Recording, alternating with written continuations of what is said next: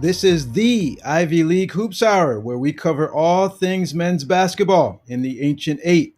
We are your hub, your go-to, your day one, but not really, though. I'm your co-host, Coach Sidney Johnson, former head coach of the Princeton Tigers from 2007 to 2011, and former three-time captain of the Tigers in 95, 96, and 97. I am joined by my co-host, Princeton alum, and former Princeton graduate assistant coach, Lawrence L. Boogie Schuler. Lawrence, how you making out?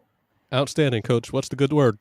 It's all good on my end. I'm super excited about this week. We've had a terrific addition to our episodes with Jon Solomon, who joins us for My Eyes Don't Lie to Me as we review the weeks past in the Ancient Eight. And we have a terrific interview with the head coach of the Yale Bulldogs, James Jones. As you join us for this weekly conversation, please don't keep this show to yourself.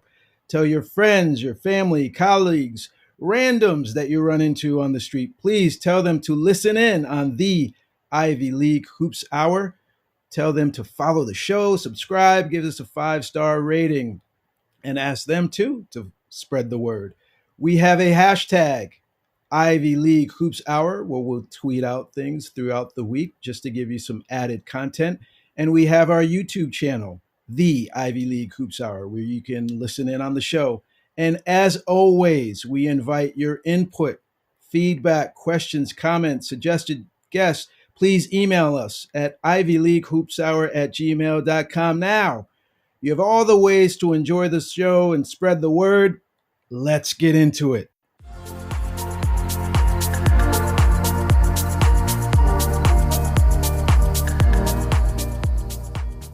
And now it's time for My Eyes Don't Lie to Me. First up from this weekend's games, Brown at Princeton. All right, let's start Saturday afternoon. Brown at Jadwin, a 76-74 Princeton win. Heading into this matchup, you had the most efficient offense in the conference, facing off against the league's top defense. No Jalen Llewellyn for the Tigers, out for a second straight contest, standing by in street clothes. A real slow start to this game. No points were recorded until the 17-15 mark, when Brown's Temeneng Cho drove and switched hands for a layup. It seemed like the game would be played in the 60s, which on paper, to me, favored the visitors. Princeton switched their starting five for the second time in as many games, with Tosan Evbuomon alongside Elijah Barnes for some added size. This was very much a league game, with two teams that knew the other well, but also a contest that unexpectedly developed a nice offensive groove as the first half progressed. A trio of Drew Freiberg three-point jumpers were offset by a pair of alley-oop deliveries to Jalen Gainey from Brown. The final play of the first half was well designed by the Bears' Mike Martin. A sideline inbound across the floor met Nana Owusu-Anane in the deep corner by the Princeton bench. He immediately passed to freshman Keno Lilly Jr. on the wing for a three, and a 42-41 Bears lead at the break. As Stephen Goldsmith and I discussed at halftime, the play, Coach, looked sneakily similar to one you highlighted that Princeton ran to tie their game this season against Drexel and nearly knock off Notre Dame in the NCAA tournament. Looked like a variation of that set. Princeton trailed for their third straight Ivy game at the break. Tactically, I appreciated how Brown dribbles at secondary defenders to put them in positions to make decisions on a bit of an island, like the end of Indiana Jones in The Last Crusade. You must choose wisely. The second half was tight throughout. In the final 2:18, it looked like Gainey blocked Tosan clean, but he was called for his fifth and disqualifying foul. 2 free throws moved Princeton up by 1. Owusu-Anane elbowed Ethan Wright while posting for an offensive foul. Tosan ran the shot clock down and scored for a 3-point Tiger edge. Cho answered off glass. Tosan was unable to finish inside, but at the other end, he blocked Cho clean. Matt Alacco for Princeton split a pair at the line to make it a 2-point game. Lilly was fouled by Wright reaching on the perimeter, but while Lilly connected on his first free throw, he was unable to complete the second to tie the score once more. Brown fouled Ryan Langborg in the backcourt, and he also made 1 of 2 from the stripe. The Bears pushed the ball beyond half court and called time to set up for the final possession of regulation, down 2. Lilly, a player I liked a ton seeing him in person for the first time. He's quick but composed throughout. Did not touch the ball on the final play. Dan Friday inbounded to Cho, who passed across to Paxton Wojcik in the far corner for 3. His potential game winner sailed long over the rim as he floated beyond the bench, and Cho was unable to get off a follow-up before time ran out. Looked to me like the ball could have come direct to Lilly to start that possession. Tigers played with fire, going 13 for 21 at the line. Had 5 players in double figures, led by 21 for Tosan. Lilly, a career-high 25. But Princeton's roster simply possesses a larger margin for error than Brown. The largest leads, 6 on the Princeton side, 3 for Brown. The score never swung double digits. 19 lead changes. What a ball game, John. A few things I'd jump in and say. One, you're spot on in terms of that variation that Mike Martin unveiled on Princeton right before half. Well-executed play, and one that's ripped it right out of the pages from the Brad Stevens playbook. How about again, that championship DNA? Jalen Llewellyn, outstanding player, certainly first-team All-Ivy pick in my mind. And to be out of that game and facing a good Brown team, once again, Princeton finds a way. I mean, they just seem to have the answers. Something I remember John Thompson III talking about is just having the answers for everything that comes your way. And to date, Princeton has been that team where, key guy out or foul trouble or whatever you throw their way, Princeton seems to have the answer. And in back-to-back games for the Tigers, the ball is in the air with time basically expiring. For Princeton, the shot goes in. For Brown, it doesn't. And because of those 2 moments, Princeton gets 2 wins when it could have been 2 losses. Yep. And it could be that close. I'm just excited because I also think that it's going to be a little bit more challenging on the road for things to bounce the Tigers' way. But that's really where they're going to show what they're made of. But, it also starts with holding home court. Let's go up to New Haven, Cornell and Yale.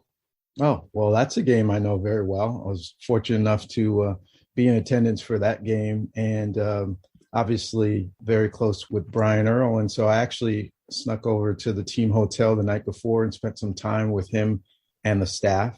The players had cleared out and got to join them as they finished up dinner. And Iona and Manhattan were on the TV on the big screen as we sat together as a staff. And so obviously a league I know well. So we're talking a lot of basketball. And then obviously things kick over to the impending challenge for the afternoon to follow.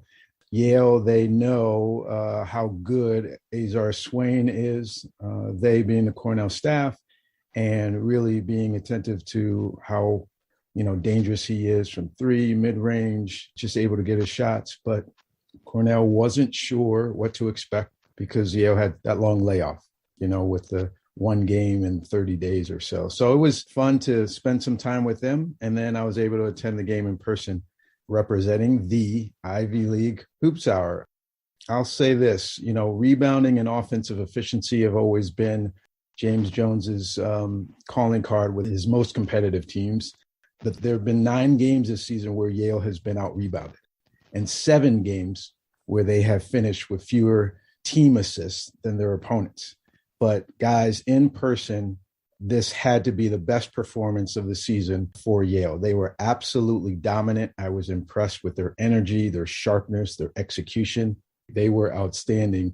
And compared to the Big Red, who carried an 8-3 record going into conference play, Yale looked like the more game-ready, confident, and aware team. They corrected all of their issues in terms of those rebounding and low assist numbers.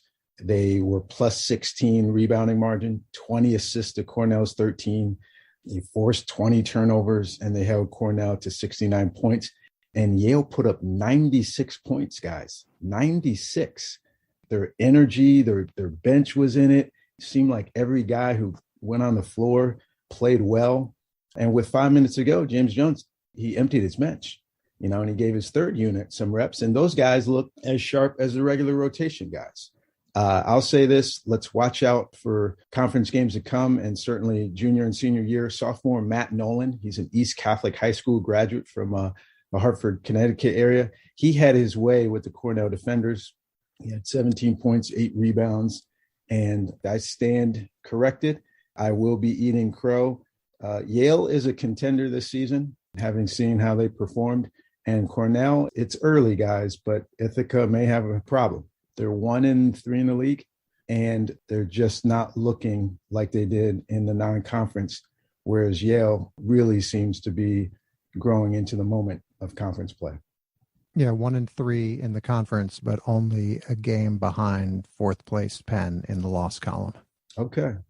So, again, early, but, Cornell seems to be reeling a bit, just in their current form. And Yale certainly looks like, hey, we've been here, we've done this. Let's get these games on. So well played by the Bulldogs. Next up, let's go to Harvard at Columbia.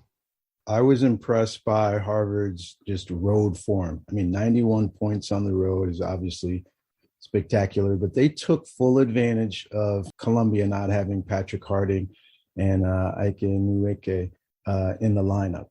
Remember, Columbia's front court of Harding and Nweke performed exceedingly well against the Killer Peas last week. Harding grabbing 32 rebounds in 2 games, Nweke scoring 43 points in 2 games. So those guys have really kind of provided an anchor for the Lions to build around. Well, Harvard still did get out-rebounded in that matchup, 34-31, but they held Columbia to only 7 offensive rebounds, which is pretty solid. Remember, Harvard's playing pretty much a 5-guard lineup, and they shot 55% on their 2-point shots, 36 points in the paint. I have to feel that had to do with the lack of front court presence from Columbia. 91-82 for Harvard. They take full advantage, and they take care of business on the road and keep themselves in the hunt for a top 4 finish. I think a lot of credit goes to Noah Kirkwood. The Kirkwood Express put up 28 points, making stops in New York, New Haven, and Cambridge. All aboard. The whistles go woo! Yeah, he's something else. He's been really good for 4 years. And we've known he's a highly recruited player coming out of high school, Northfield Mount Herman, which has produced a number of great college players and certainly Ivy League standouts. And Kirkwood is arguably at the top of the list in that regard. And his versatility, he's making threes. He loves to run to the 3-point line to spot up, or he'll just dribble. If he's the, playmaker, he's just dribbling right to the 3-point line, let everybody go back on their heels, and he's raising up for a 3. They're posting him up now, again, in the absence of their front court, the injuries that the Crimson have suffered. So they're posting him up. He's got a mid-range game. He gets to the free throw line, and he's taking it all on. And it doesn't seem to be wearing him down. Sometimes you put a little bit more, you add responsibility to your better players, and there seems to be an adjustment period, and sometimes their shoulders sag a bit. This kid is just taking everything that Tommy Amaker has thrown his way and excelled at it, whether it's playmaking, scoring, rebounding, certainly leadership. And to round out the Saturday schedule, Dartmouth at Penn. Yeah, I thought Dartmouth did a great job to establish its offensive flow in the first half. They, got a 4-point lead. They had Brendan Barry, 5th-year senior, making shots, and their freshman Ryan Cornish. He's brave, guys. He comes off the bench and he's ready to ball, whether it's, long threes, mid-range stuff, but he's a confident young man. So they were able to get off from the 3-point line in the first half, but Penn made adjustments to find those guys, and Dartmouth actually went 1 for 9 in the second half from the 3-point line. Penn pounded the ball inside. They had 36 points in the paint for the game, and they went 15 for 25 in the second half. And they forced Dartmouth into 17 turnovers. So Quakers have really taken full advantage in terms of being at home in the Palestra. And they've been outstanding in terms of building their confidence and getting the results. I'm going to become a true believer if they continue this form on the road. And that's the challenge that presents itself with the Quakers, but as far as being at home and holding home court and getting much better results than they did in non-conference, Steve Donahue and the staff, they feel like they've got a chance, and it clearly shows in these early results.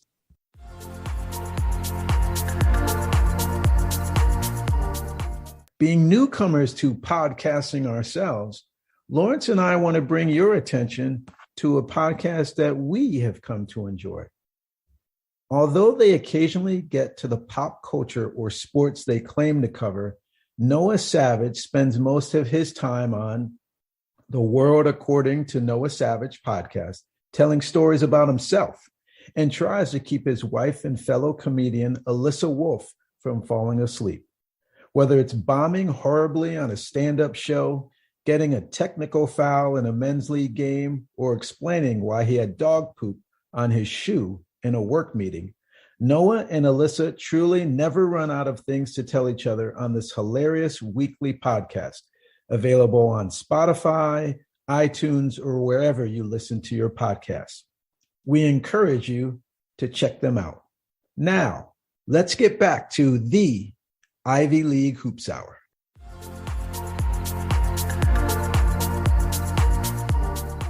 Well, that brings a close to the first day of action. Let's look at this second day, and let's kick it off again, John. You were back in the gym at Jadwin Gym to see one of the best rivalries in college basketball. The Penn Quakers visit the Tigers. Back at Jadwin on Monday afternoon, Penn, Princeton, the 3-0 Tigers, the 3-1 Quakers, a 74-64 Princeton win. First of all, while I don't yet love the new Ivy League schedule format, I love the decision to play on Martin Luther King Day. In retrospect, it only should have happened sooner. Jalen Llewellyn returned after missing 2+ games, heading straight to the stationary bike every time he came out of the lineup. So much of the Penn offense runs through the arc via handoffs and ball screens. Sometimes they were even 5 out, but with that impressive spacing spreading the floor, there were surprisingly few 3-point attempts. Princeton showed a lot of trust on both offense and defense. Offensively, it's just impressive to me how their 4-out, 1-in scheme is routinely bolstered by great decisions, unselfishly finding open men. The Tigers turned a 14-9 deficit following a Matt Martz bucket into an advantage they would hold nearly the final 30 minutes. A Llewellyn transition 3 was followed by a triple for Matt Alaco after the Quakers picked up full court defensively for the first time. Drew Freiberg's tray following a Tosan assist made it 20-17 home team with 9:48 showing. For the first time in conference play, Princeton headed into the intermission leading, up 34-28 after a nice body control bucket for Ebwoman in the waning seconds. Penn leading scorer and second leading scorer in the Ivy League, Jordan Dingle, was 0 for 5 from the floor and scoreless in the first frame. It was a fast-moving and not especially physical opening 20.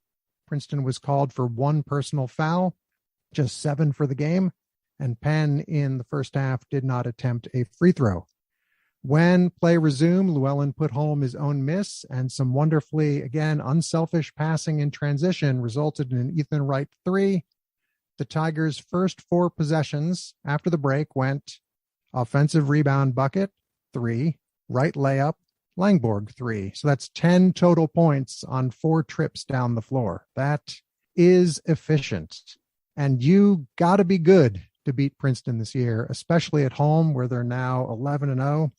And I think Penn's actually going to kick themselves looking back because they weren't good enough. But in the final 15 minutes, there were chances to be had as once crisp offense became more of a slog. Quakers found something that worked, posting senior Jelani Williams, who scored 3 times inside in the second half. A Martz bucket over Wright drew Penn within 2 at 51-49. Then you had a couple opportunities squandered. Wright slipped and lost the ball, but Martz traveled in transition looking to draw even. And Clark Slidgert could not finish over Ebwoman to tie. Princeton went from 14:05 to 6:44 left without a field goal. when Wright swooped to his left off glass after many a perimeter pass for a three-point play. Dingle finally scored with 5:31 to go on a pair of free throws, added his first field goal on a three with 4:49 showing in front of the Penn bench. But a pair of additional turnovers for Penn when within single digits did them no favors. Wright turned Dingle over, leading to a three at the other end, and it was a 10-point game once more. Only 8 makes from behind the arc for the Tigers. Penn held Toussaint to 9 points on 4 for 12 shooting. You will take either of those if you are the Quakers, but Penn was 3 for 12 behind the arc. Season lows in makes and attempts. Dingle 3 for 12 from the floor. Tigers stay perfect at home, 4-0 in Ivy action, but as we've alluded to earlier, Princeton hasn't yet stepped outside Jadwin Gym in conference play. Seeing Yale in person, John, and being reminded of their impressive performance against UMass earlier in the year, which I was also in attendance for. They dominated the A-10 opponent, dominated Cornell weeks later, coming off a layoff. They're the one team that I cannot wait to see that Yale-Princeton game. All right. I do think that Princeton is a class above, but I was reminded in person of what Yale has done in recent memory. They're the defending champs. Last 2 titles have gone to the Yale Bulldogs. And I just think that matchup, as impressive as Princeton has been so far, that one really intrigues me. And Lawrence has been saying it all along, and my eyes don't lie to me. Now seeing it in person, I think they're the one team that could make that interesting and certainly challenge the Tigers and certainly test the Tigers as they hit the road. Yeah, my eyes don't lie to me, and the computer doesn't lie to me. I always like looking at Ken Pomeroy's statistical rankings, and for the first time, maybe since the start of the season, Yale is now the top-ranked team in the Ivy League at 139. 2 spots ahead of Princeton at 141. So basically they are even statistically according to Ken Pomeroy's calculations. So I'm right there with you. I'm fascinated to see what it's going to look like both times those 2 teams face off. And I think it may ultimately come down to how both the Bulldogs and the Tigers perform against the schools that are not one another. Well, let's look at that Yale-Brown game, a back and forth game in much of the first half. But then when it got into the second half, Yale established a double-figure lead, guys, and they just outplayed Brown for a good 8 to 10 minutes. It was 9, 10, 11, and Yale just kept playing inside out. Again, their collectivity, they're taking better care of the basketball. They're just getting better shots in league play, and they're converting. With that being said, Brown's at home. They had a good crowd. It looked like I thought of you, John, where you said some student athletes at Princeton have been coming out for the games. Well, Brown had a nice contingent of students, possibly student athletes, and there was a pretty good home court advantage there. And with 6 minutes to go, they really tightened up their defense, and Tamaneng Cho put on an amazing performance. Brown went on a 14-2 run to cut the lead to 1 point, and Cho had 12 of those 14 points. So 62-61, Yale still leading, and the home crowd was hyped. And certainly the game that I picked as the game of the weekend was sizing up for a great finish. Yale calls a timeout, 46 seconds to go, and James Jones draws up an expertly crafted driving play for Gabadon. He actually misses the dunk, but somehow the carom, how it came off, and it was probably one where he could have extended his wrist out and just laid it off the glass, but he went for the highlight play. He missed the dunk, but guys, the way the ball came off the rim, it actually came off the rim pretty softly, and E.J. Jarvis just taps it in for the offensive rebound. Brown gets no closer, and that's the ball game, 66-63. So a gutty effort by Yale. Brown misses an opportunity to knock off one of the top teams in the league and establish themselves, but they'll have other opportunities coming their way. I'm convinced of that. And Yale starts the season 2-0. So a losing record going into conference play doesn't mean much. They're undefeated in the Ancient Eight. What do we got next? We have a cancellation for the snowstorm that never was. Yeah, I was a little bit turned off by that one. I don't know, where do you guys come out on that? I just was like, the game was canceled due to an impending snowstorm. And couldn't every game in the winter be canceled because of an impending snowstorm? Like, don't you have to get snowed out first before you can't play the game? And as I'm driving my daughter to practice the morning of Martin Luther King Jr. Day, and granted, having to drive a little bit slower, but by about 10:30 Eastern Standard Time, all the ice was gone, and it was like a sunny, actually kind of fresh, bright winter day. I didn't get that one at all. Now, did they get significant precipitation up in Ithaca, though? Because I wondered if, and I don't know the behind the scenes workings, but I don't know if teams are traveling differently because of COVID than they might have in the past going up the day before. I wonder if just Columbia waited too long to leave Manhattan and Ithaca was just somewhere they couldn't reach. Well, I'll say this, John. Cornell is on the road themselves, right? So they were at Yale. So the same travel that Cornell underwent, Columbia would have to, right? So Cornell played their game at Yale and they got on the bus and made a 5-hour drive up to Ithaca. Well, Columbia played Harvard, right? Game's over. You get on the bus and you head out. Am I wrong on that? I'm trying to put my meteorological hat on and see if how much of the storm was New York State based versus what there might have been in New England or down here. Yeah. But yeah. I thought perhaps, I know there was a game in the before times. So the last time that Princeton played at Cornell, that ended up getting postponed because they were getting a ton of snow up in Ithaca. And we had to turn around and spend the night in Scranton, and there was nothing on the ground in Scranton, just 90 minutes south. So in that case, it was because the university closed because of a weather emergency, which sounds crazy for Ithaca given the amount of snow that they get. But the university closed because of a weather emergency, and so all on-campus events were postponed. But to the best of my knowledge, that was not the case this time out. Look, the safety and well-being of the student athletes, the coaches, the support staff, obviously that's paramount. But I guess I would argue that, if you're snowed in Manhattan or you're snowed in Ithaca, it's all the same. None of the students are in classes right now.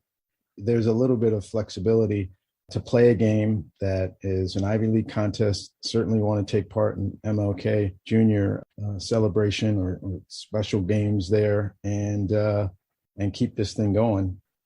And to round out the weekend, Harvard at Dartmouth. Yeah, I mean, a rousing Ivy League contest. We're going to have a lot of ball games this year, close ones and ones that are fun to tune into. And Harvard, good win a couple of days before in terms of Columbia. And they're thinking, all right, we're back in this mix, especially if we get this Dartmouth win. They came in and took the lead and seemed to be in control of the game for the majority of the game. But Dartmouth always plays well at home. The Princeton offense has been good to them. It's getting them quality shots.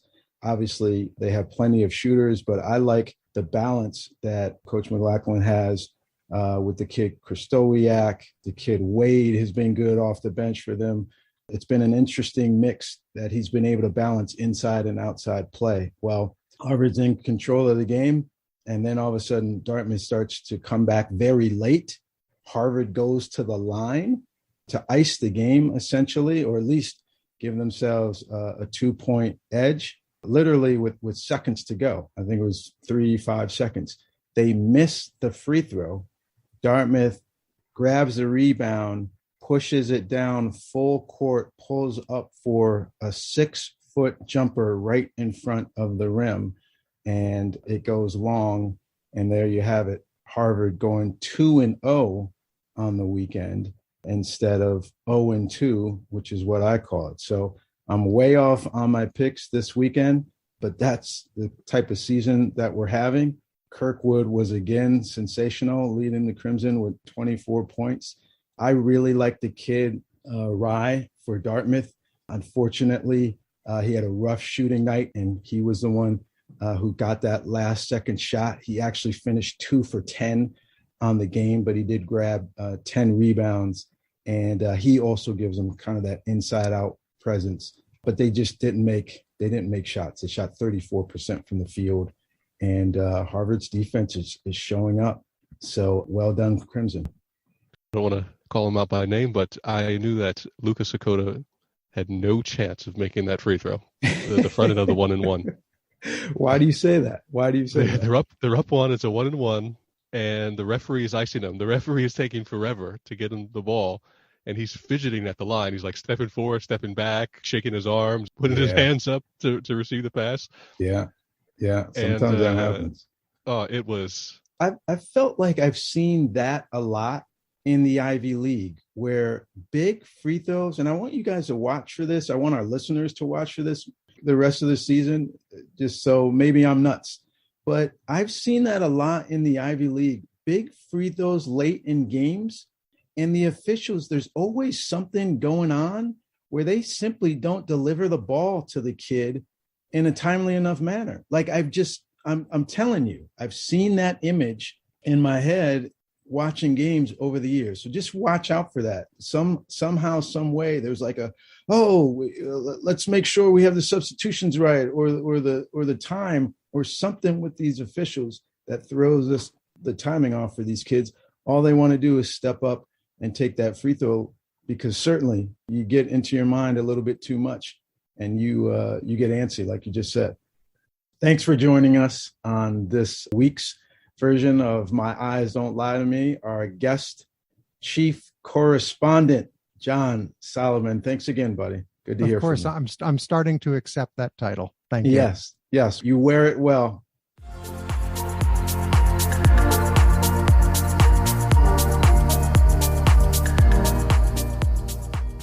Our guest on this week's episode of the Ivy League Hoops Hour is the longest-serving head men's basketball coach in the Ancient Eight and the all-time winningest coach in Yale men's basketball history. Named head coach of the Yale program in 1999.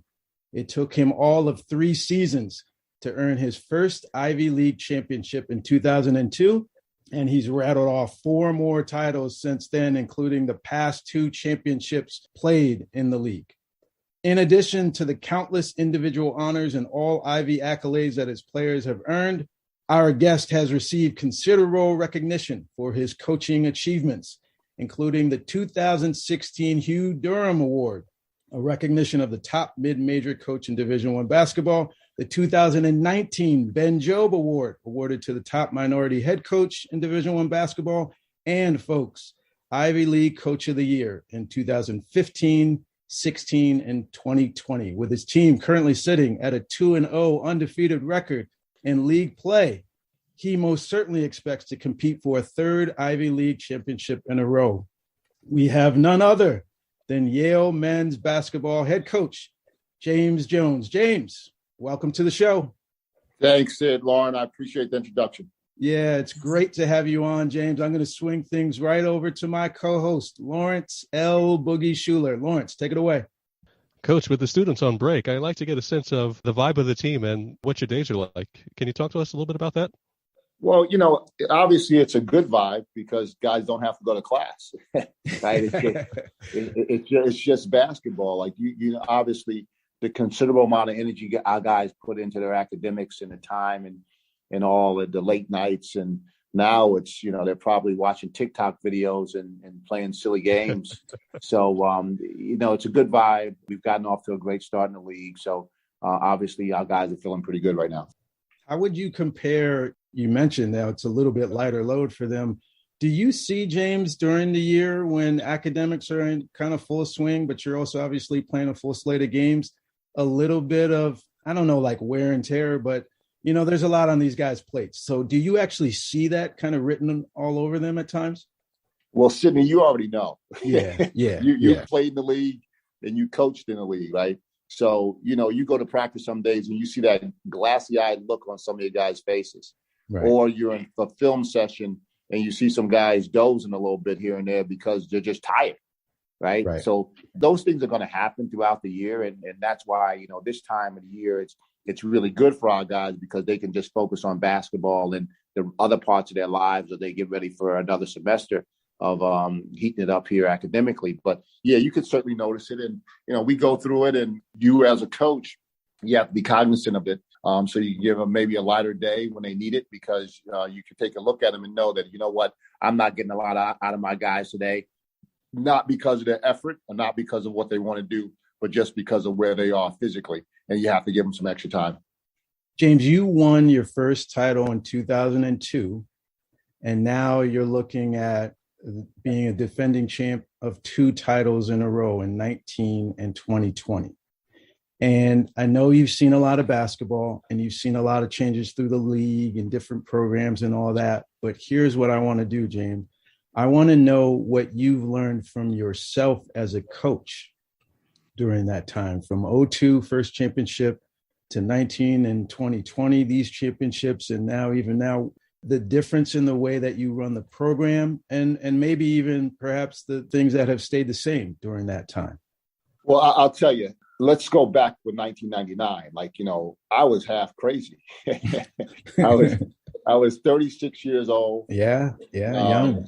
I had a lot of energy about things, and obviously I knew a lot about basketball, but not nearly as much as I know now. And I would get so angry in games. I throw my jacket off because we were so bad, Sid. I throw my jacket off every game, and I had no buttons on my sleeves because I broke them all throwing my jacket. and I realized that didn't help us win anything. And so I've become a much calmer person. I realized that if I'm going to be able to coach and understand what's going on the floor and all the thousands of decisions that you have to make over the course of a 40-minute game, I need to have my mind clear. And getting angry and going at refs and stuff like that, that doesn't bode well for me to be able to do that. So I've become a lot calmer. That first championship we won was built on the energy that I had internally. And if I would have continued to coach like that, I probably would have had a heart attack. I've become much softer and smoother over the years. Some of the stuff I used to do and had our guys doing to build and what I thought was important, I find that it's not. Less is more, so to speak, with me now. Giving your guys some time off, as we talked about when they were going through finals. I don't know if I did that, or when they had midterms. I don't know if I did that or was able to care about it as much as I do now, and understand how much better it is for our guys to get rest and to have their minds free and clear of that stuff, as opposed to being tired and not being able to concentrate and focus. So I've learned that a lot over the years of just how to be calmer and cooler and understand the game a little bit more and what my guys need at a certain time to be successful. That's excellent. Pivoting a little bit, my relationship with the Earl brothers and Brian, and being at your game just the other day, and we got to meet you and Brian. It was kind of cool to be able to chat a little bit after the game.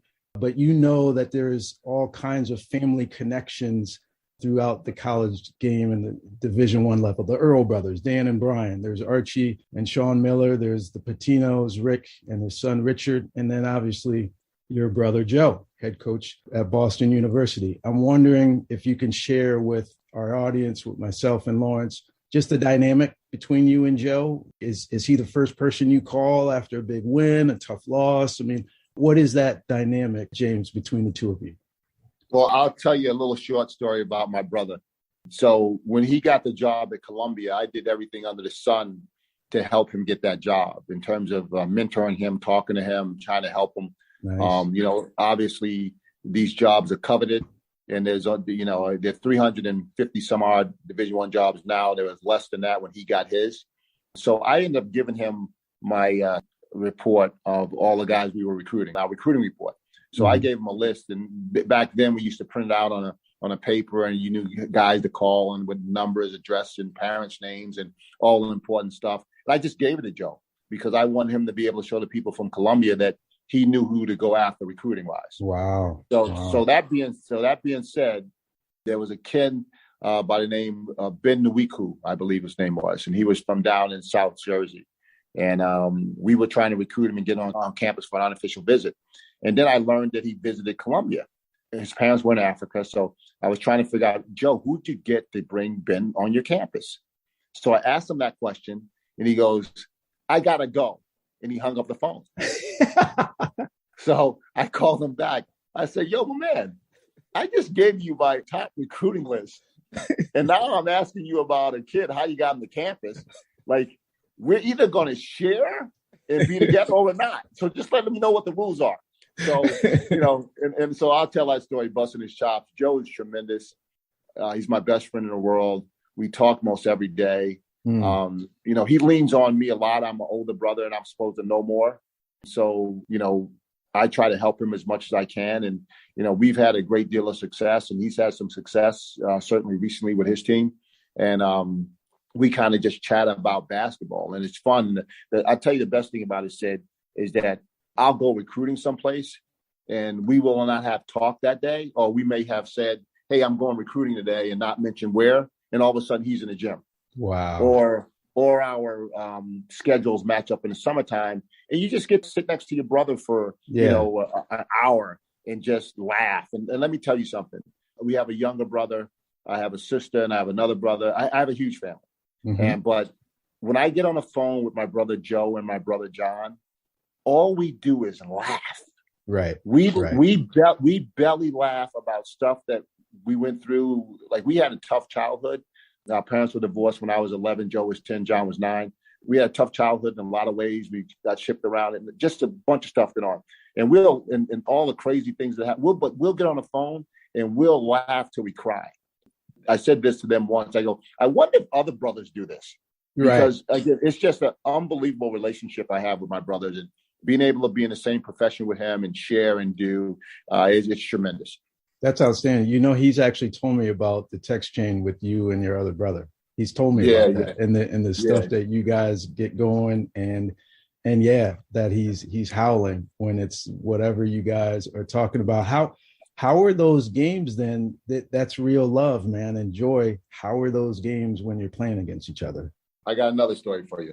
So his first game, he coached, he played Army, and we were playing Marist in the Pepsi Challenge or something like that the next day. Mm-hmm. So we were down in Poughkeepsie. So I got a waiver to go watch that game because my brother's first game. He was obviously fine with it. So I go watch his first game, and they are freaking horrible. They're like a third grade basketball team, they look like, right? So fast forward to the end of the year, we're at Columbia. The place is jam-packed. Okay. You can't find a seat in the house, and they stink. They might be so they improved a great deal as the season went on, but their record was say 7-20 at the time, something like that. Okay. And the place is sold out. And we have all our friends from childhood who are in the city. They're all sitting behind me, and I could feel the daggers from the people on the stands because everybody loves Joe Jones. Everybody just loves Joe. So he had this kid, Dragan, and he made 7 threes in a game. Okay. And every time he made a three, Joe would lift his hands up like the 3-point signal. And I swear to God, I was going to run down there and tackle him. I swear to God I was. So Columbia ended up winning the game in overtime. Oh, it was awful for me. So those were tough times. It was great. It was great for my dad and my mom because my dad got a chance to peacock and, talk about his sons and be on radio and then talk on television and to be interviewed by reporters. So he just ate that up. So it was very difficult on our family. And we had started to talk. They started to get old. So he was in the league for 7 years. And we talked about one of us has got to get out of here. This is just too hard. There's too much at stake when you're going up against your brother, but recruiting and playing games. So fortunately for us, he was able to leave Columbia and take a job with Steve Donahue at Boston College for a year. And then he got another opportunity to become a head coach. And I think he's been at BU for 10 years, which is ridiculous for me to think about.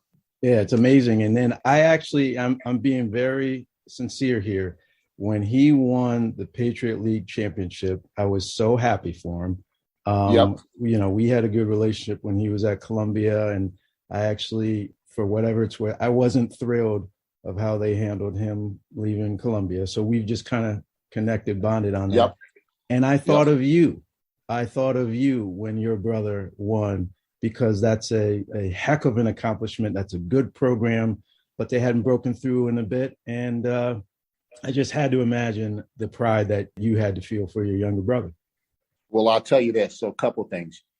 I'm at home watching the championship game against Colgate. I'm screaming at the television, screaming. His point guard made a couple of decisions late that I did, like, as a coach, you want to get, like, here's the thing, like, I'm much more nervous watching my son play tennis, like, as I'm sure you are too, Sydney, than I ever am coaching a game. Yep. And I was much more nervous watching my brother's team play that championship game than I ever been coaching any game I've ever coached at. Yeah. So just because you have some control when you're coaching, I have some control of what goes on and what doesn't go on. So that was wonderful to watch him win it. Couldn't be happier for him. But one of my biggest regrets in life until things changed was the fact that Joe was in the NCAA tournament, and as were we. Yeah. We got the automatic bid to the NCAA tournament, and my mom passed away back in 2010. So my dad, again, to know him is to love him. He was going to have a chance to bounce around from city to city watching his sons play in the NCAA tournament. Yeah. And that saddens me that he didn't get a chance to do that. And just one other quick one about my dad, so it puts a perspective on who he is. This dude, he thinks it's all about him. So we're on a bus going to the NCAA tournament my first year. And again, what a bus ride to a game, it's perfectly silent. Yeah. You can hear a pin drop. Right. And doesn't everybody know that? I mean, come on. Yeah, exactly. My dad is in the front seat on the bus because I always sit in the second seat behind the bus driver. He's in the first seat behind the bus driver going, yeah, I'm on the bus with the team and we got a police escort going to the game. Yeah. I'm like, Dad, would you shut up, man? Would you shut up? And I made the mistake of telling him that a reporter on TV wanted to interview him. So I told him that like on a Tuesday, and we were playing on a Thursday. On Wednesday, he's like, hey, James, the reporter didn't call me. What's up? You got to get him. I got to call. I'm like, I called up the guy and go, listen, if you don't call my father, I'm never talking to you again. Because he's gonna ride me like a bad pair of underwear, this guy. So yeah, he's tremendous. So for him not to be able to see his sons and to live through that and to tell everybody, he's down in Tennessee right now, to tell everybody, yeah, both my sons made the NCAA tournament. I mean, that was just like COVID killed that, and that saddens me to the day.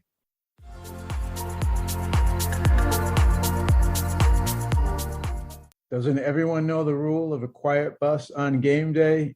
Oh, well. Appreciate James Jones's perspective and insights in our interview.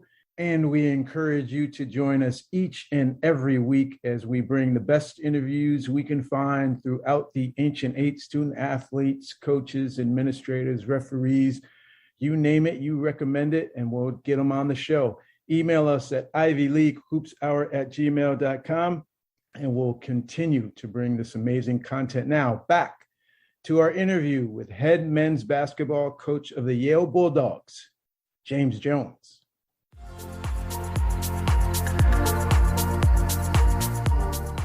Yeah, that is a tough blow. I actually, I'm being, again, heartfelt. I thought of that as well. All the work that your brother, you've been through it, and not to take away from any of your shine, but him in that job that he finally breaks through and then doesn't get to experience actually playing in the NCAA tournament. But hey, good things. Both of you guys are looking good right now. So let's just, fingers crossed. No question. Let's pivot a little bit. I'm thinking about, because you mentioned about coveted jobs, and James, there's been a lot of, well, let's just call it what it is. There's a lot of attention on social justice, whether it's just in general in society, or certainly from the student athlete perspective. The student athletes that we've had on the show, James, they've raised issues of, name and image and likeness, support for mental health, and also diversity issues. There was a time where, when I was in the league with you, your brother was coaching, Craig Robinson was at Brown, Coach Dunn at Dartmouth, Tommy obviously at Harvard, and there's 6 of the 8 Ancient Eight programs that have Black coaches. Today, only 2. I'm not making a comparison of, but more of just in light of all the issues that are going on is there a need to address diversity and inclusion among coaches, not just in basketball, James? I don't want to put you on the spot, but just in sports in general and campuses in general, is there still a need to address these issues as it relates to athletics? Well, 100%. So here's a great one for you. You know, after George Floyd murder, you know, a lot of social justice went around the country, which was tremendous. And it spoke to most every decent person. You know, it's people came out of the woodwork. And what was great, I walked in some of the marches, and the different makeup of the crowds were tremendous. Yeah. There was support from everybody. It wasn't just African-American people. There was support from everybody, which gave you hope, right? Gives you hope for the future. That being said, we did a lot with coaches in the Ivy League about this. So I'm going to ask you a question, Sydney. If you take all the basketball coaches on the men's and women's side, you take all the head football coaches in the league, and you take their coordinators on the offensive and defensive sides of the ball, you take softball, you take hockey, you take baseball. How many African-American coaches in the Ivy League do you think there are? Now, that might be 60 positions I just named. How many are African-American? I'm going to say like 10%, maybe. Yeah. How about the number 2? Wow. How about the number 2? How about I am the only African-American head coach at Yale? Holy cow. I wasn't aware. Okay. Wow. So you asked me if it needs to be addressed. It certainly does. Like, you know, I'm on a call with all the coaches in the league, all the men's and women's coaches in the Ivy League, and we're talking about social justice and what we want to do with our programs to try to not let the voice of what happened around George Floyd just die. And all the other young men and women that were killed wrongly by police and by others. All right. So now we were trying to not let that die. And so I'm on a call, and Tommy and I are the only brown faces on the call, except for the director of basketball operations at Penn, who kind of really took the ball and ran with it. But I'm sitting here saying to myself, well, you know what? There's probably about 4 or 5 of you that shouldn't even have a job. Because there should be somebody of color in one of these positions that we don't have. Right. Like, to not have one African-American coach on a woman's side and only 2 on the men's side, well, I find that to be somewhat outrageous. And that's systematic of the entire landscape of college athletics. For people like you get it, I hear you. For people who don't quite understand, what is the impact on your campus, department, student athletes to have more representation? Like, why? Well, you know, and again, you're asking that question, it's rhetorical because I know you know the answer. Yeah. All the young people that go to these schools, who are they going to look up to? You know, I'm a head coach, and I believe I can become a head coach because John Thompson and Nolan Richardson were winning NCAA championships. Amen. Yeah. So because they did it, it gave me a reason to believe, oh, you know what? I can do that. There's somebody who looks like me that does that.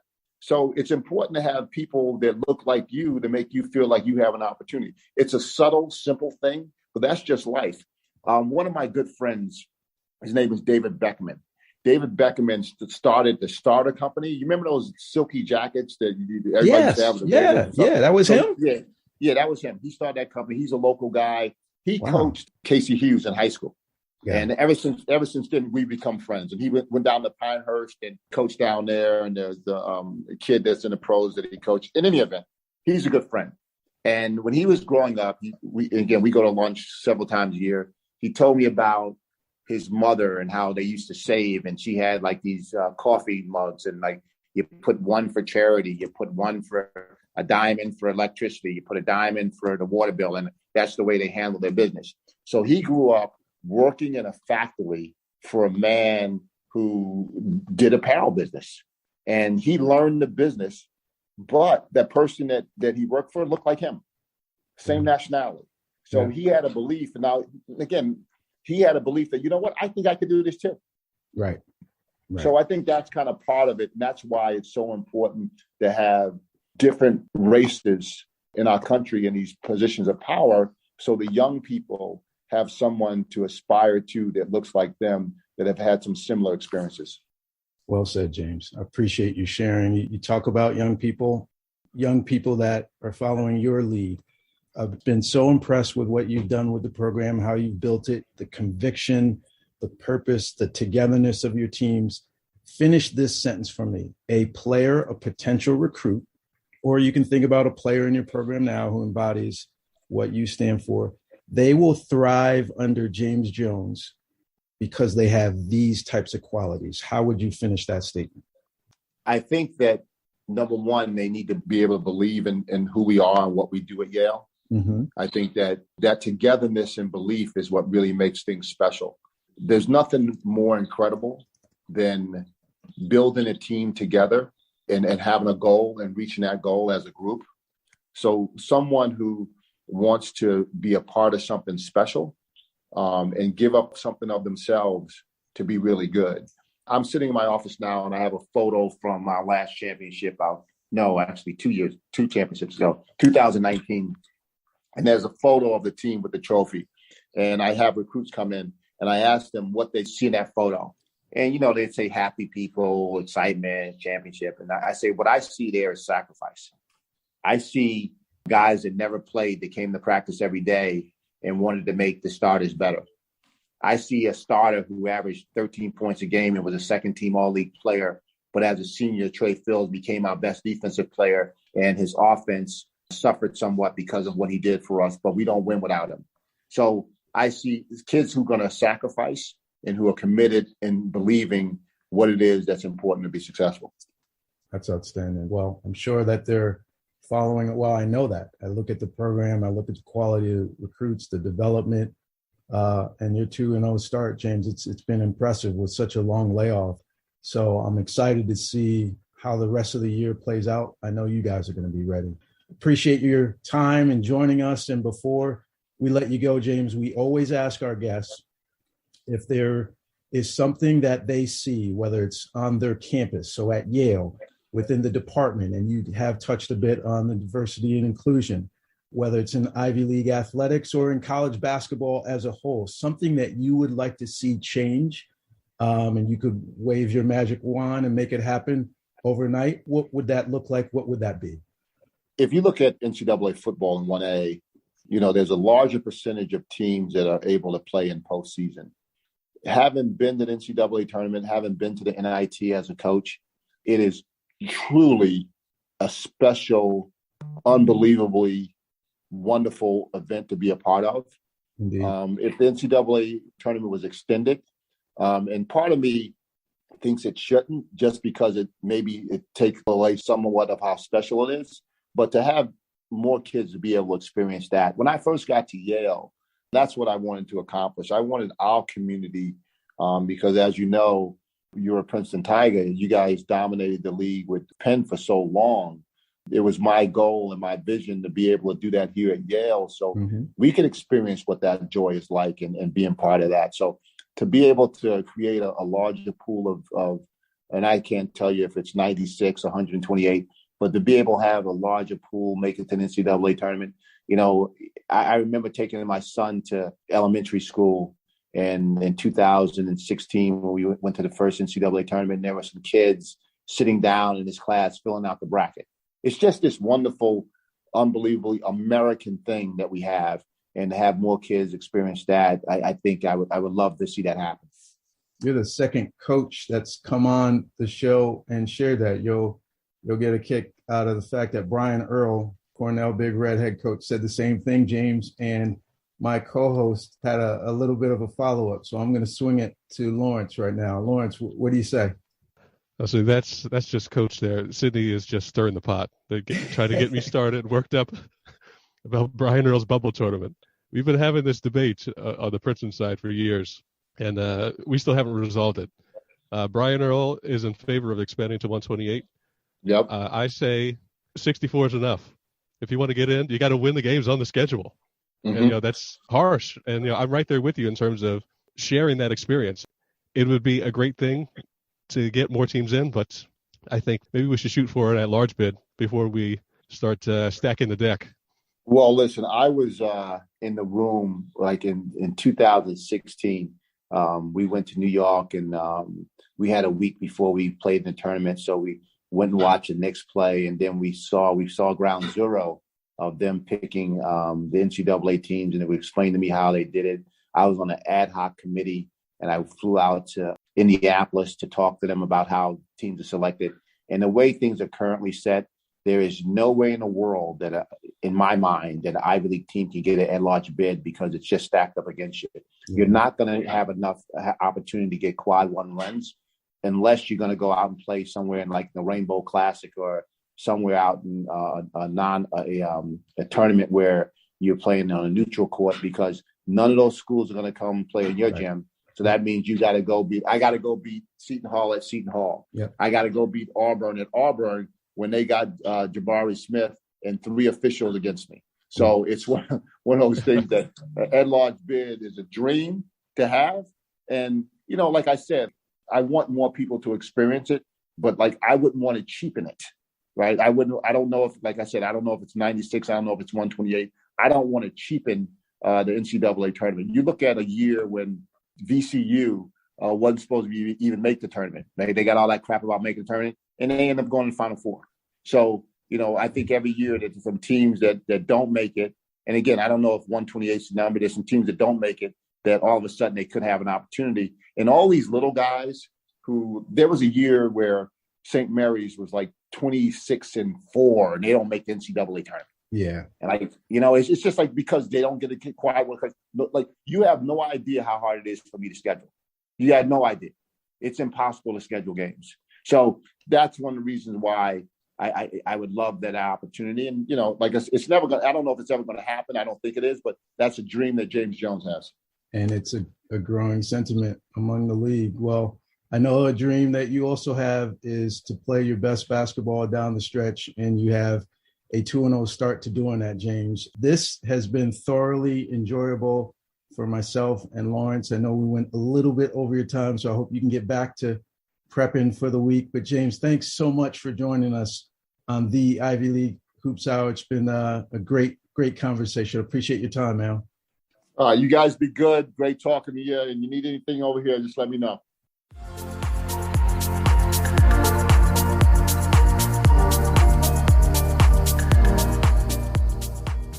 Lawrence, now it is time to reach into our listener mailbag and respond to outreach from our audience. We appreciate you all joining us week in and week out, and continue to do so in terms of posing questions and comments, feedback, whatever comes to mind.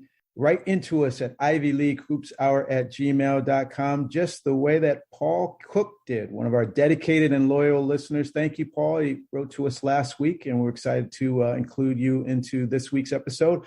Paul writes, "Hi, guys. Wondering if there would be an interest in discussing how advanced analytics have or have not changed the game. Seems like 25 to 30 years ago, we knew who to foul at the end of the game based on free throw percentage or field goal percentage on certain parts of the court. Now with advanced analytics, you have so much more data to analyze and put into the mix. I would love to hear the pros, cons of this development from a player and coaching perspective. Continue to be a huge fan, Paul Cook." Thanks a ton, Paul. We greatly appreciate it. And let's try to take a stab at it. How has it changed the game? I think most of our listeners will know, and you've seen the evolution of the game where we're so 3-point heavy. It's either threes or 2-point shots at the rim. Now, old school folks would understand, like a guy like Pete Carrillo, who I played for, Hall of Fame coach, he always valued that. And so I don't know if we can only attribute that to analytics, but because so many people are crunching the numbers and weighting that value of the 3-point shot so heavily, they've actually, they're coaching approaches that discourage the mid-range shot. And I know that that's old school basketball and something that many of our listeners and college basketball fans in general lament. But the simple fact is that mid-range shot, as far as the analytics people would say, and I think the numbers bear it, is it doesn't yield as high of a return as, your layups, your dunks, obviously free throws, which can come by virtue of trying to get layups and dunks, or the 3-point shot. So there you go. Bye-bye mid-range jump shot. That's certainly a change. Obviously, we're always looking at free throw numbers late in the game, so that doesn't change. And I also would say the old school knowledge and appreciation of the little things, ironically, Paul, those are reflected in some of these new numbers.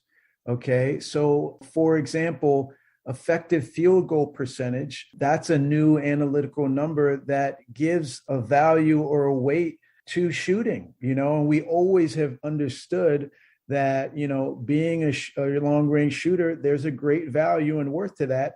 And certainly that much more when the 3-point line was introduced.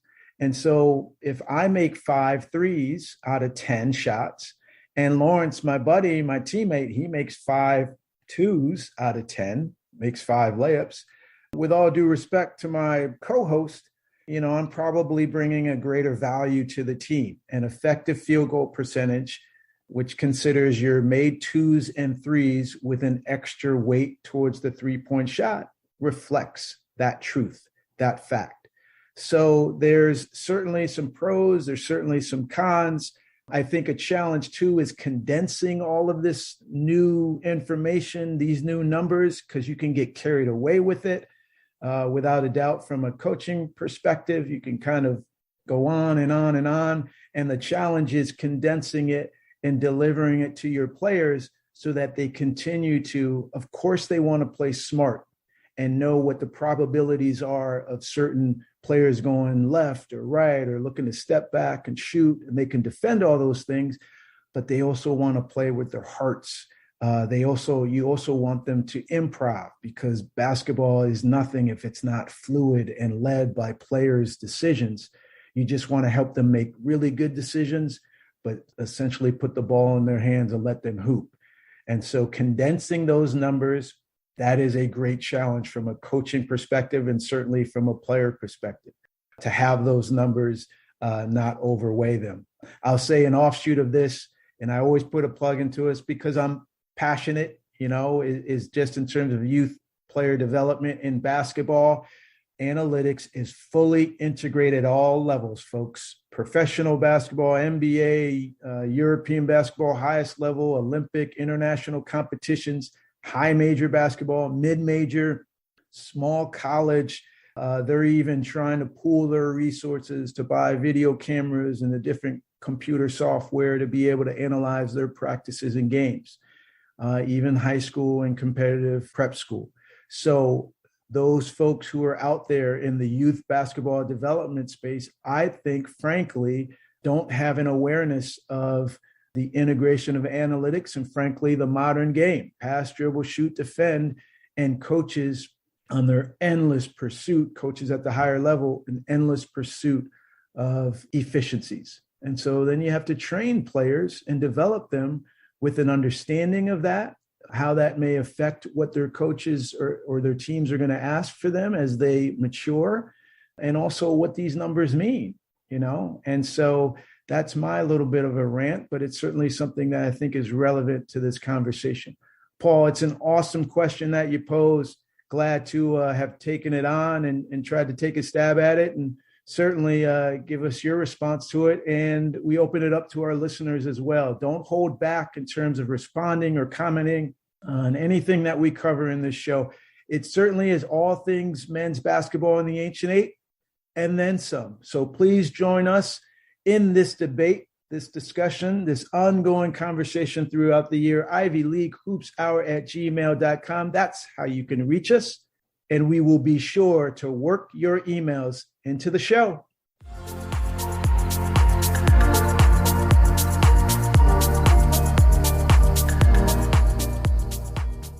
It's time for our non-Ivy League nod of the week. Coach, who have you got? Well, I've got a good one, Lawrence. Notre Dame, the Fighting Irish, they load up the plane, practice gear, support staff, student athletes, coaches, the whole deal, game uniforms, road uniforms, and head to Washington, D.C. to face off against the Howard Bison, one of the most well-recognized and accomplished historically Black universities in the country. What an awesome event.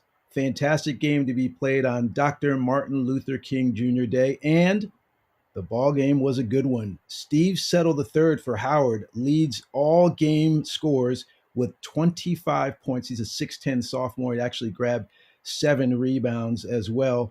But Notre Dame gets 3 guys in double figures, and actually has some performance from Paul Atkinson Jr., former Yale Bulldog.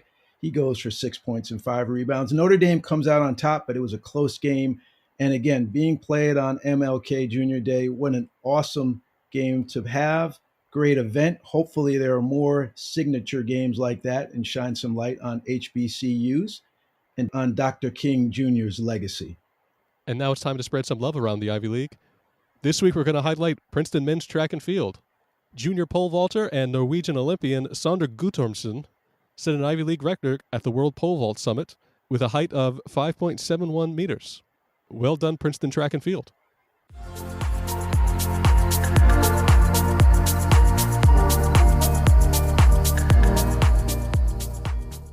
It's time for predictions. Predictions, Pat. First up, on Saturday, January 22nd, 2 p.m. tip-off, Brown at Columbia. I'm going Brown over Columbia. For me, this game comes down to physicality. How much does your physical nature affect both sides of the ball? We already know how impressive Brown has been with their defensive efficiency, 0.987 points per possession, second best in the Ivies. But now we also see their physicality highlighted in how many free throws they're getting on offense. They lead the league in attempts and makes. They're scoring almost 25 points per game from the free throw line. Lawrence Schuler, my partner, reminds me that you can't necessarily control what a team shoots from the free throw line, but we do need to know that the Lions yield a league worst 74% from the line from their opponents. So if they continue to do that, they'll lead to a lot of points for the Brown Bears. I'm going with physicality, winning out offensively and defensively. Brown over Columbia. Next up, we've got Princeton at Dartmouth. No chance that Dartmouth beats the league's best team. I'm going Princeton over Dartmouth. When I watch Princeton, I just see a whole lot of weapons. Tosan has been unguardable. Yes, people can lay off of him and dare him to shoot. They can bring an extra defender to dig down once he decides to drive. People are starting to work on that to try to figure this team out. But then what do? You open up shooting opportunities for a handful of guys. And then with Jalen Llewellyn, who played one game, missed the Brown game, but was able to come back for the second one against Penn, he's going to be able to knife through the defense and score from 3, post up sometimes. There's just so many weapons, Lawrence. And then Dartmouth is running the Princeton offense respectfully, and they actually have some talent. Like, I actually like watching Dartmouth, but Dartmouth isn't going to run the Princeton offense better than Princeton. And so I'm going with the Tigers. Next up, the most compelling shooting contest of the weekend, Harvard at Cornell. Yeah, certainly. I mean, there's going to be shots going up left and right as both teams are relying heavily on the three-point shot and jump shots and perimeter offense in general. But Cornell makes me think of the fact that they lack a lot of reps together. They're pretty much playing this season under a fast and exciting pace of play. It's been wonderful to see that spark and to capture the national headlines. But frankly, Lawrence, this is a group that is new to each other. And I think, unlike Princeton, who I was talking about earlier, Princeton has a group of guys who've been playing basketball together for a while. And it shows just the comfort, the cohesion, the chemistry. Guys know when to get the ball to each other. They know when it's their time to take the shot. Cornell, the fast pace has allowed everybody, it's almost been an equal opportunity, get it off quickly. But now with fewer reps, now you have a team needing to figure out how to flow with less possessions, I should say, and less opportunities. And when you haven't spent a lot of time playing together, that can be a little dicey. And I think that they're figuring that out right now. And when you're figuring that out in conference play against teams that already have a well-established identity, it can be tough. I've been equally impressed and surprised by HYP, Lawrence, and you've got me converted over to your side. Harvard, Yale, Princeton, they seem to be holding on to this dominance in the league. And then there's an inability of Cornell to carry their non-conference success into league play. So the Big Red are undefeated at home, but I actually think against Harvard, that ends when the Crimson roll into town. Harvard over Cornell. And to round out the Saturday schedule, Yale at Penn. Yale guards the three-point line better than any team in the Ivy League. They're holding their opponent to 31% from the three-point line. Penn relies on 43% of their offense to come from the three-point line. That actually ranks 65th in the entire country. Remember, out of 358 Division I teams. So that's a pretty good load to be relying on the three-point shot. I'm going defense over offense in this one. Yale comes out on top. So you've picked the visiting team in every game for Saturday. That's interesting. I didn't even know it was playing out that way, but I guess I'm going for the stronger team. I'm all over the place. People, please don't put money on my picks because I've also been on record saying that home court advantage is going to play out pretty strongly this year. But I'm pretty confident in my picks, and I'm going week to week, Lawrence. I'm kind of reacting to the current form. If I'm not seeing the game in person or live on TV, I'm watching it on replay, and that's what I'm feeling right now. So I'm sticking with it. Lastly, we've got one game for Tuesday, January 25th, 7 p.m. tip-off, Columbia at Yale. Columbia loses to Yale. The Lions rank 7th out of 8 in the league in scoring, and Yale's defense has emerged in a big way. They lead the league in field goal percentage defense at 42%. The Lions are contending, certainly with Harding and Nweke. You know, they're becoming a bit of my favorite kind of front court, to be honest. They're fun to watch, they're aggressive, and they're not as well recognized as many of the other front courts in the league. But they need to be healthy to provide an inside punch. And if they're not, Yale wins this game at home by double figures. All right, Lawrence, those are my picks. Again, please don't put too much weight on them, but that's strongly how I feel. What do you say with your picks? Prediction about 5 seconds. Well, your picks make me a little nervous. I think Brown and Columbia will be really close. I think Harvard at Cornell will be really close. But since we don't have a shot clock and I have a 2-game advantage, I'm going to pick the exact same picks that you did and preserve the lead. I'm going to kneel the ball and go into halftime. I'm going to pick Brown over Columbia, Princeton over Dartmouth, Harvard over Cornell, Yale over Penn, and Yale over Columbia. What a disgrace, Lawrence. Show some originality. But listen, those are your picks, and I've got mine. Folks, we're just trying to figure this out and react to the film, the analytics, the current form, the student athletes, injuries even. But let us know what you think, all right? Let us know what you see in terms of the top 4 teams in the league, 1, 2, 3, 4, and who's going to finish in Ivy Madness in March. We'd love to hear from you. So write in at ivyleaguehoopshour@gmail.com. Share your top teams and join this conversation for predictions week in and week out.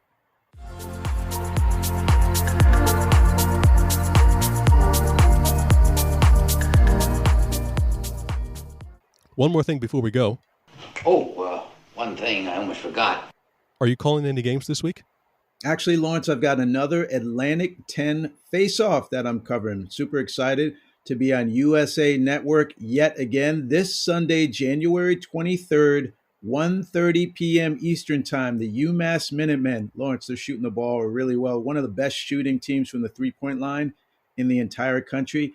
They're traveling to St. Louis to face off against the Billikens, led by Yuri Collins, one of the best passing point guards in NCAA basketball. Please join me and the telecast.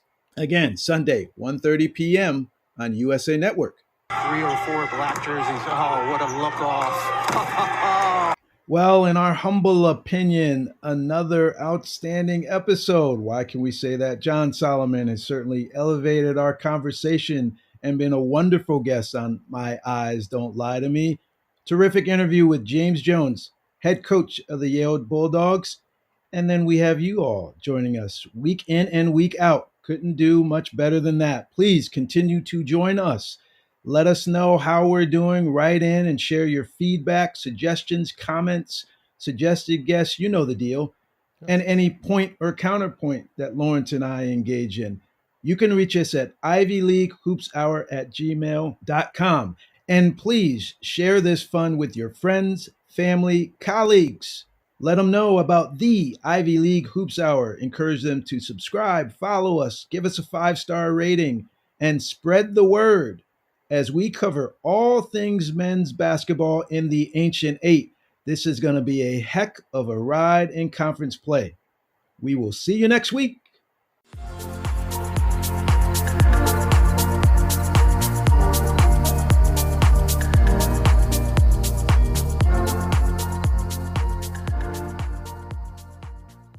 When you want to woo woo, it's that woo woo.